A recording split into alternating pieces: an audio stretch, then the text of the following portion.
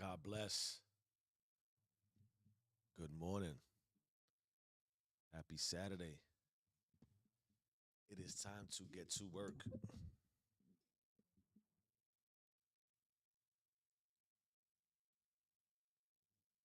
Warning, this transmission is a pressure chamber. You might experience guilt from the graveyard of ideas you never launched, shame from the years you thought you were waiting, anger at the realization your breakthrough was always one decision away. If these symptoms rise, do not flee. Don't freeze. Compress. Lock in. Welcome to Raw for Epoch 2, day 116. Deadline compression. You do not need a new opportunity. You need an expiration date for your excuses. Let's get into our concept overview on this lovely and blessed Saturday morning where we work and simultaneously reflect. Today, we confront the seductive lie of more time. And we weaponize pressure as divine precision. Here's what you'll learn: why your brain confuses procrastination with preparation. Two very different words that start with the same letter. I don't know why I felt compelled to call that out. How unassigned pressure turns your passion into passivity. And why setting deadlines triggers neurological urgency cascades. Then we'll also talk about how to transform delays into decision fuel. Let's apply some pressure. Let's start with a visual metaphor. Let's lock in, immerse yourself, close your eyes if it makes you feel better. We call this the unticked clock. Picture a bomb squad timer.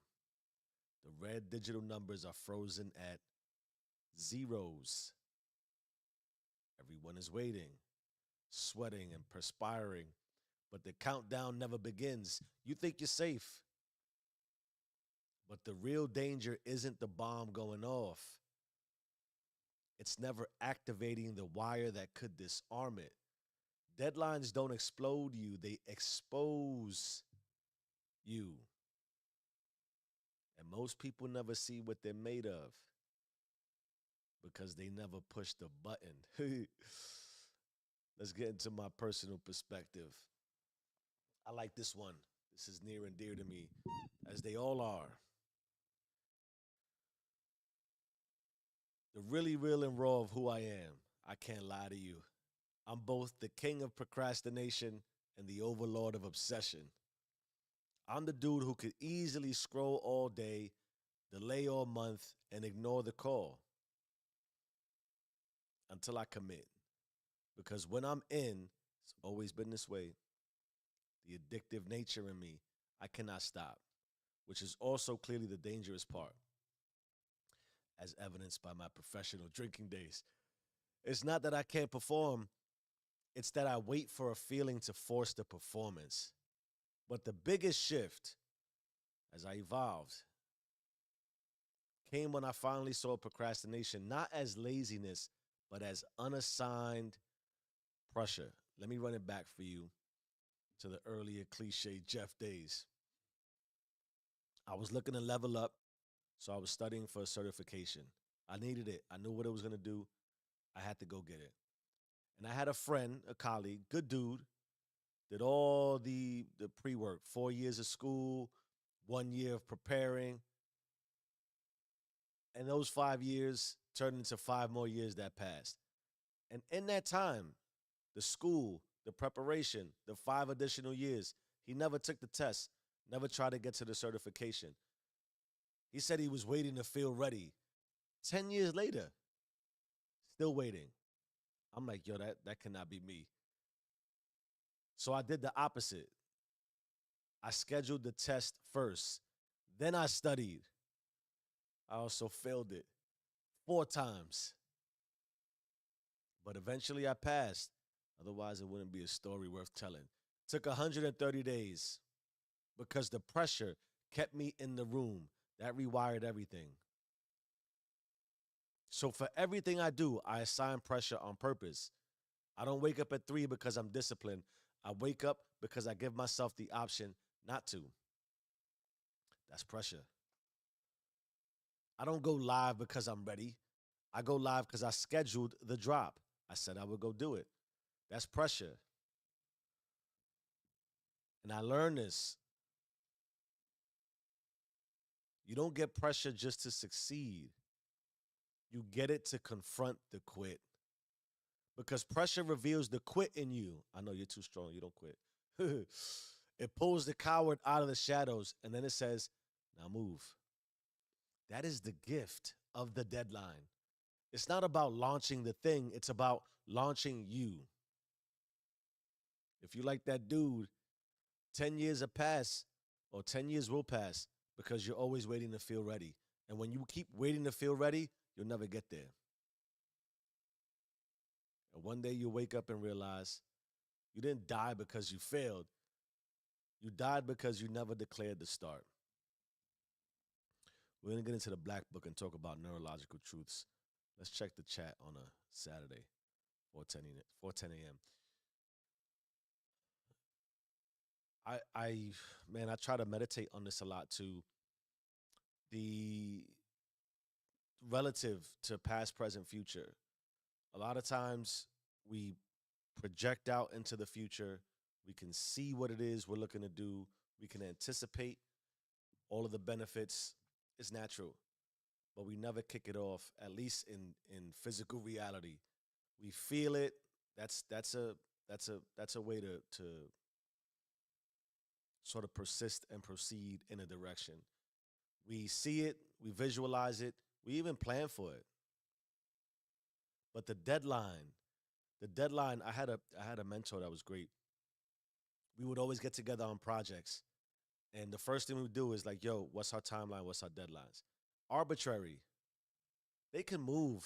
Like dates can move, but you gotta set a date to understand where you're marching towards. And then at minimum, if for nothing else, the future can feel so distant. When you shrink the distance by creating a date, even if the date is a year from now, 2 years from now, 5 years from now. And business is very common too.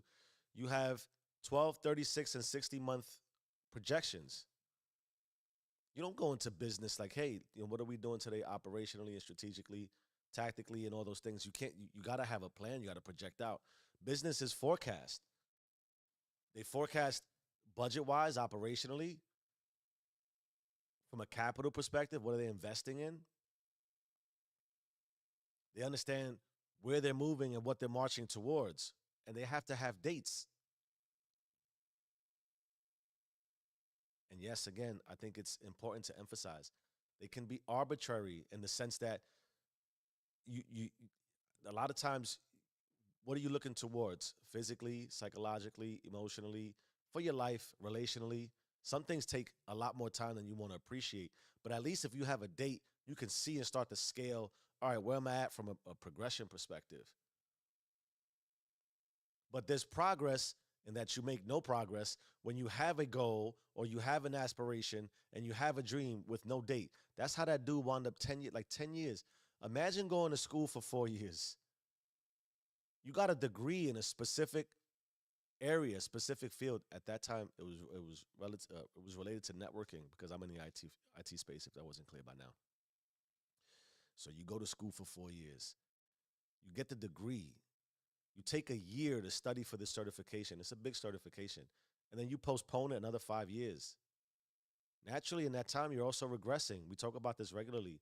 The beauty of life, it giveth and it taketh away simultaneously. Like, yo, time is, yeah, all these things, I know, they don't, I keep saying it, they don't sell t-shirts. But if you stop and you pause and you reflect and you realize it's happening as it's happening, what are you waiting for? A deadline will shrink the future for you, make it a little more realistic, at least in that, at least, all right, now I can see I have a framework. And then you can chop it up. You can be iterative with, all right, if it's a year timeline, I can break it into quarters. and then break it down into months and weeks, and then and then I could at least move. But I do believe deeply, and we're gonna get into the black book in a second here. The date gives you something to work towards. It triggers, you'll feel it. Oh man, I got a date. I'm taking the test on whatever today is a year from now. Today is April 26th. April 26th next year, I'm gonna take this test. You give yourself a year, now you know what to do. Now you know where to go, how to proceed forward. It's tangible, also arbitrary. You can confuse yourself though too. Don't just think because it's arbitrary you keep pushing it back. But here's the black book neurological truth on deadlines. Deadlines are the mind's combustion engine. Without them, urgency evaporates. So here's what neuroscience says about pressure. Your brain doesn't default to action, it defaults to safety. Without a deadline, your prefrontal cortex stays in passive planning mode, constantly weighing options instead of choosing one. A hard deadline triggers the amygdala, activating your fight or flight circuitry, not to escape, but to engage. We're getting real scientific today. When time is compressed, the brain releases dopamine, norepinephrine, and adrenaline. This cocktail, we talk about the chemical cocktail all the time that's afforded to you. It sharpens focus, dials in attention, and fuels action. This is your system waiting for you to activate. The absence of pressure keeps your mind in hypothetical loops. The presence of pressure forces tactical loops, real moves in real time. If you weren't aware, you don't rise to the level of your potential. You fall to the urgency you've assigned. That's why it's not burnout, it's uncompressed identity. So set the clock, pull the trigger, get in the room. Emotionally, we're going to get into the consequences. I've been very much on this trip of becoming spirited. I was journaling yesterday. We talk about reflection. Today's a great day to reflect. I talk in depth about having an apex priority. And I sort of got into this angel apex versus like an alien apex.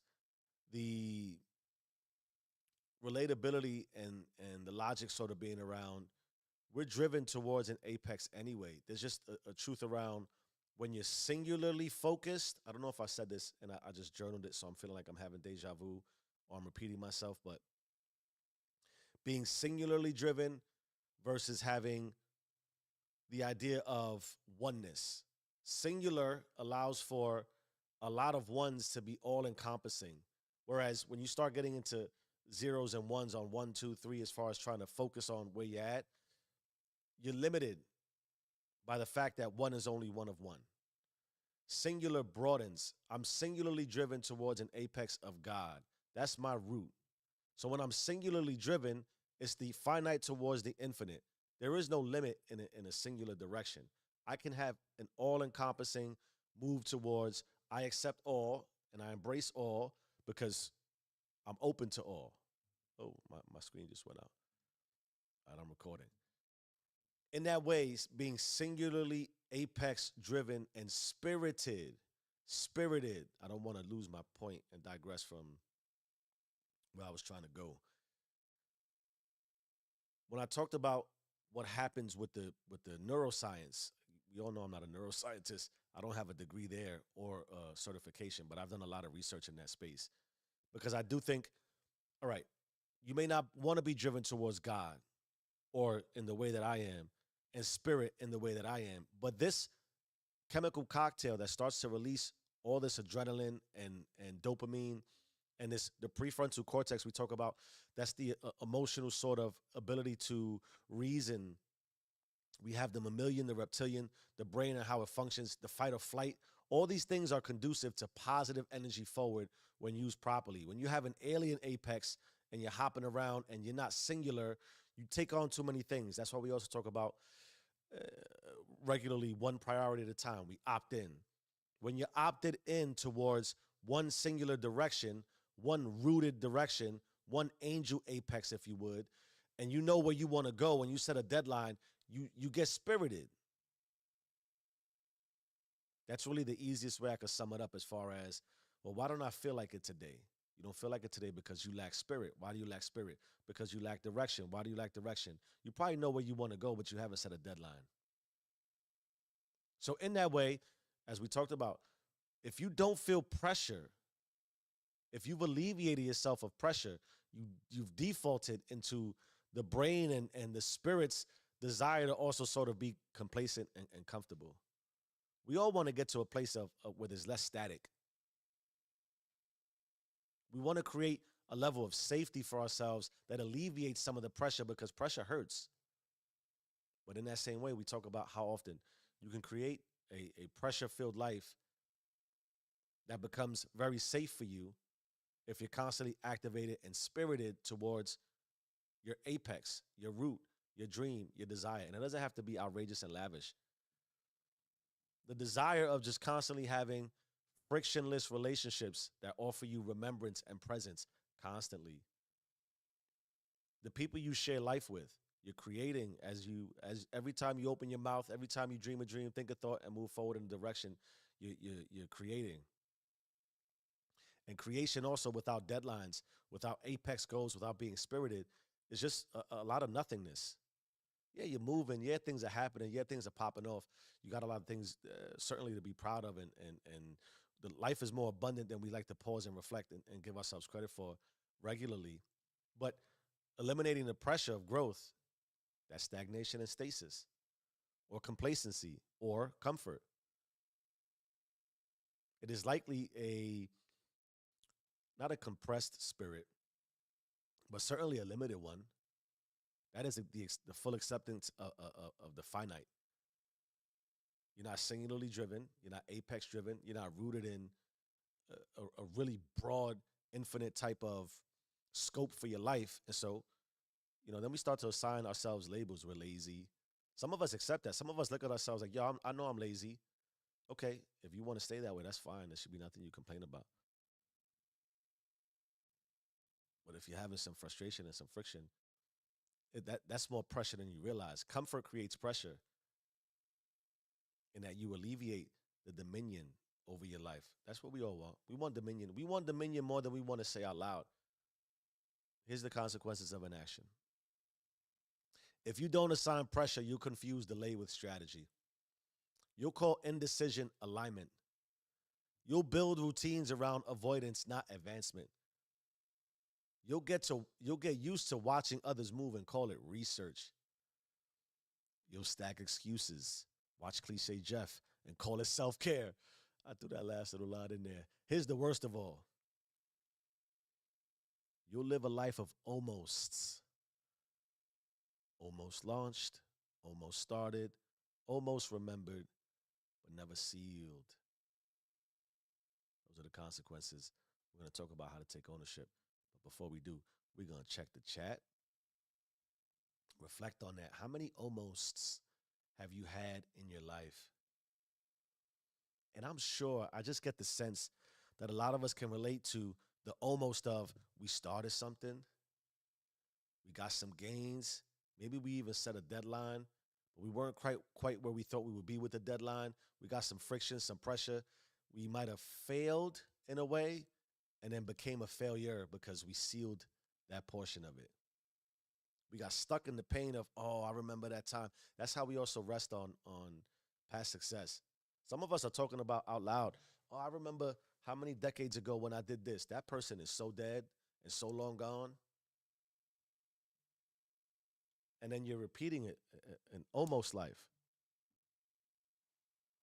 And then you wonder why you keep getting stuck in routines of almosts. That's not coincidental. That's also scientific.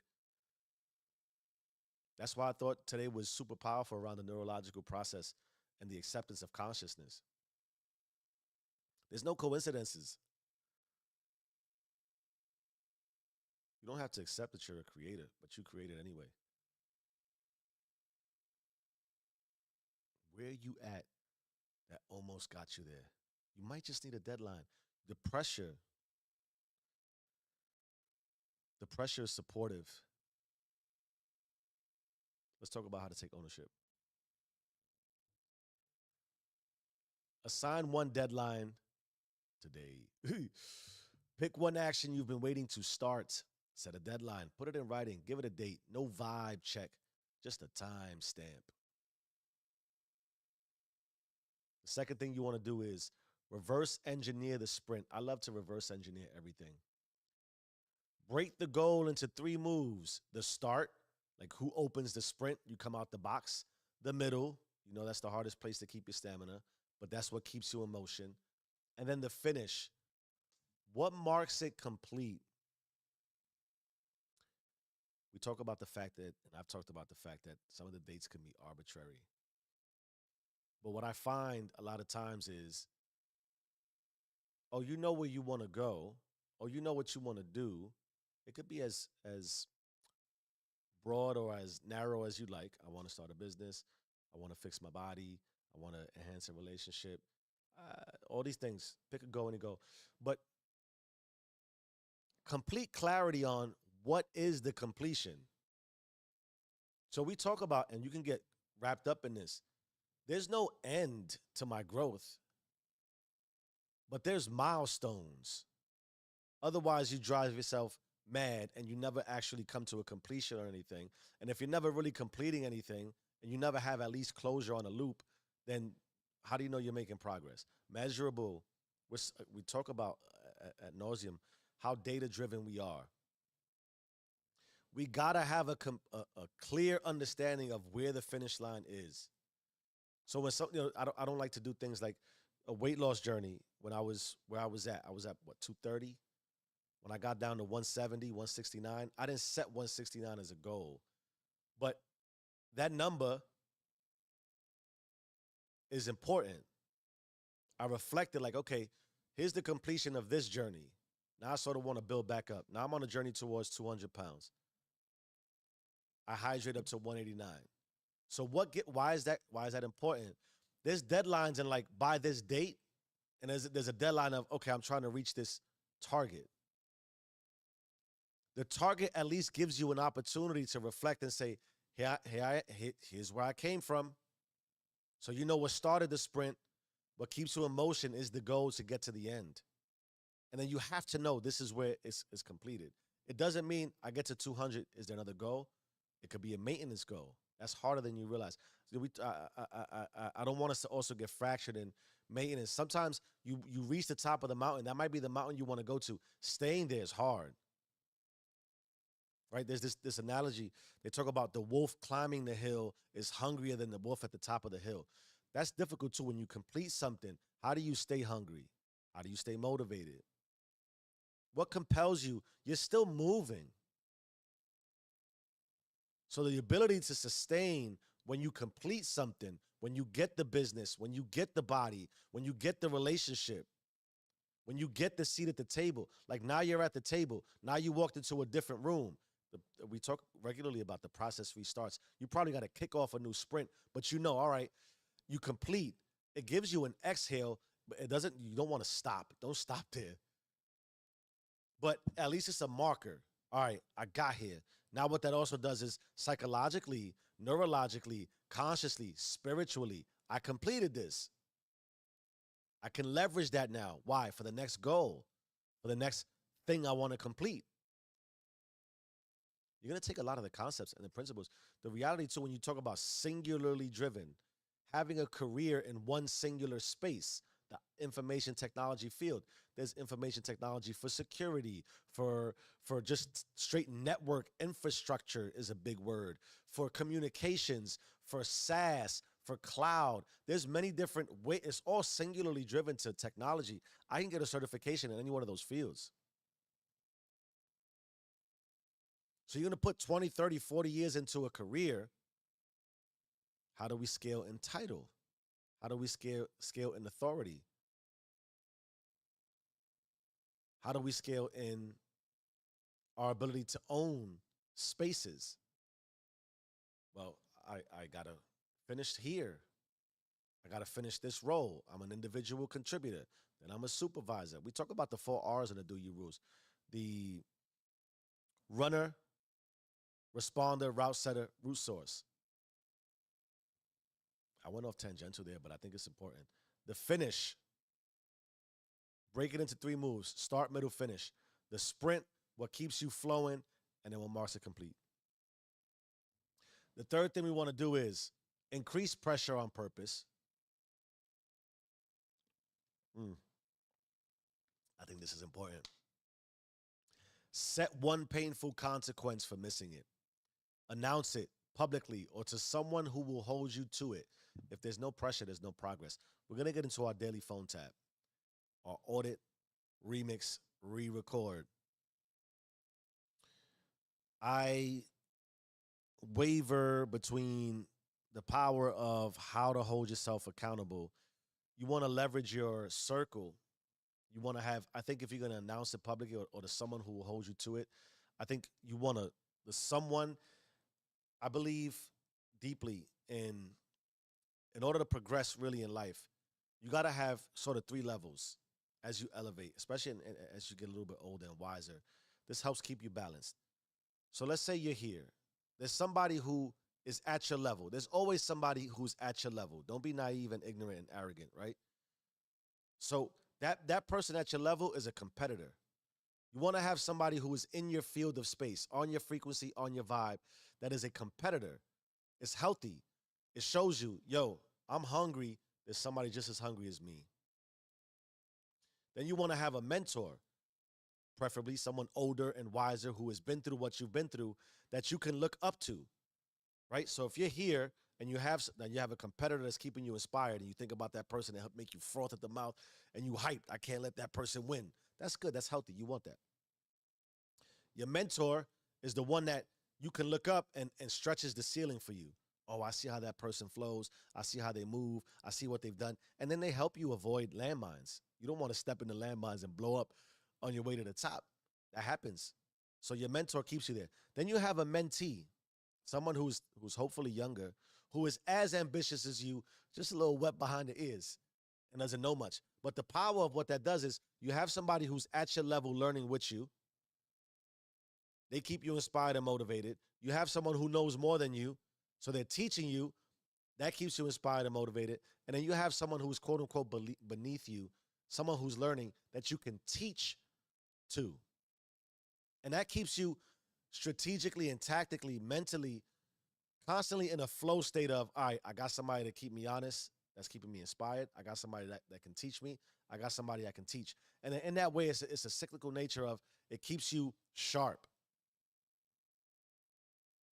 So when you go to announce it or talk to somebody who's going to keep you honest and hold you accountable, look for a mentor. The competitor might use it against you. The person that is a mentee, they don't know what you're going through. They're trying to learn from you. They won't hold you accountable. And in that way, like from a pecking order perspective, the pecking order of life is big. When we talk about hierarchy, hierarchies are important. We as social creatures look for hierarchies. So that's why you want to have somebody too that's important, that's critical to your growth. You can't have someone who's critical to your growth who is at your level. There is no growth there. And the two of you are just gonna step in the same holes and the same. You're gonna fall off the same cliff together because you're both ambitious and hungry, and you can't see what you don't know. You don't know what you can't see. You get that person above you. And if you don't have somebody in your life who can hold you accountable, that's not sort of a mentor, I ask you to think about what room you're in. Anyone who doesn't have a mentor, somebody to learn from, you're in a room you've outgrown. That's your circle, that's your crowd, that's the block, that's the environment. You've outgrown it. You need to find a room that's way too big for you, that makes you shrink and humbles you. That's also the power of having those relationships. The mentor keeps you humble because it's the kung fu master. You know what I'm saying? It's the person who's showing you, yo, this is how you stretch. How do I know? Because I've fallen. And then you teach that along the way. But the way I like to assign pressure, I use God to hold me accountable. I just think am I where I'm at. I'm very conscious of who I allow in my life. I have a mentor. My main mentor is professional. So he helps me professionally, but we talk deeper than just the X's and O's, the zeros and ones, how we run plays at work. We do. We talk family. We talk investments, financial investments. We talk family investments, So that helps. But really here, like in this space, the way I hold myself accountable, I always go back to my why. I always go back to my why. That's why presence is so important. Remembrance, fostering relationships with the people you love the deepest. As a man, provider, protector, the sort of masculine urgency that I leverage, the testosterone driven power of being a male. I I keep pressure on myself to know at some point I have to be the reflection, the singular reflection of I am the essence that protects and provides for my little family. So in that way, I'm isolated. I'm solo. I need God. God's my ultimate hierarchy. I pray, I listen, I read, I inundate myself with as much wisdom as possible, both through experience. I just take risks. I'm a risk taker. I see something, I put a deadline on it, I move, right? I watch, I pay attention, I absorb, I believe deeply in collective consciousness.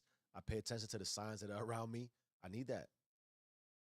So my pressure is like, yo, I can't miss nothing because I don't got nobody. I just have had that isolated sort of life. Nobody's really out there trying to pull me up. That's also what I want to create the framework for my family, my my my my my my, my little demons, my son and my daughter, my son. I gotta be able to I gotta be able to pull them up because just the exposure I've had, I really haven't had that. Not a knock, not casting aspersions, not judging or condemning. That's just the reality. So I hold myself accountable because I look out. I'm like, yo, nobody's here, nobody's coming. Well, I haven't said it in like 2 episodes. Nobody's coming to save me. I don't just say it to you. Nobody's coming to save me. I already learned that a long time ago. So what do I got to do? How do I put pressure? Yo, if I don't do what I said I'm going to do, I'm going to know it. I offer you that pressure. Can you get to that level? That's why we say, do you. How do I do me? I do you. I'm where I'm at. I said where I'm going to be, 4:36 on a Saturday. How do I leverage that for the offerings of pressure? I hold myself accountable. It's massive pressure that you don't see, that I say out loud here because I think it's relative to the conversation. At least I feel like it is. But my why, day 116. Go back to day one. You can't tell me I haven't progressed. Why? Pressure. I said 100 days minimum. Go back. Go back to the videotape. I said I would go at least 100 days. And then I said I would assess and evaluate. That's a deadline. What has happened in that deadline? I've got better at creating thumbnails. I've got better at creating descriptions. I got a new relationship with ChatGPT. I started writing scripts. I didn't know all that. Day one, I had a red book in my hand and I was writing notes in the bathroom. Yo, real, that's just real. I got more sophisticated. I started leveraging tools. I made strategic investments. How? I put pressure. It's arbitrary in this way. There's nobody here to, no pressure, no progress. I did announce it, my wife and my children. It went from, oh, and that's the middle, right? It's exciting when you sprint. Oh, that's dope. Oh, you moving. That's all right, cool. Then when it gets normal, I told you the little things. I make sure my wife texts me every morning to help to make sure that she wakes up. Why? It's pressure for her to get up. I help with the pressure. Why? She knows I'm there. So now there's pressure on me to like, yo, I might miss that text. I leverage that. Not for frustration, but to apply pressure. My family might need me. Set a deadline. What cartoon was that growing up, man? Doo doo doo. I'm fucking losing my mind. I know. Let's get into our. I can see it. I think it's the guy with the magnifying glass and the gray coat with the gray hat. Is that what that is? I don't know, man. Here's our daily phone tap for the day. Audit, remix, re-record. Some of you are just like, yo, I'm unsubscribing right now. We start with an audit. You got the call. Now move like it's recorded. Ask yourself, where have you been waiting to be ready? For example, you say you want to launch the brand, write the book, take the tests, but there's no date, no countdown, no pressure. Ooh, that equals no priority. And then your mind, when you're not apex singularly driven, now all of a sudden you start one and one and one, and all these priorities pop up. You got to put pressure in one direction. It creates a hierarchical priority. The way we like to have hierarchies up and down, authorities, we like to have priorities for what we're doing as far as goals. Then you want to remix. Set the date. Declare it out loud. Write it down. Set a calendar invite. Pressure isn't the enemy, it's the environment you thrive in. You've just been dodging the responsibility, right? You out there trying to bob and weave. Ooh, then you want to re-record. Move with the pressure. For example, record the video, go live, send the application, schedule the test, not for protection, for presence. The presence of pressure reveals your real timeline. Can you feel the pressure?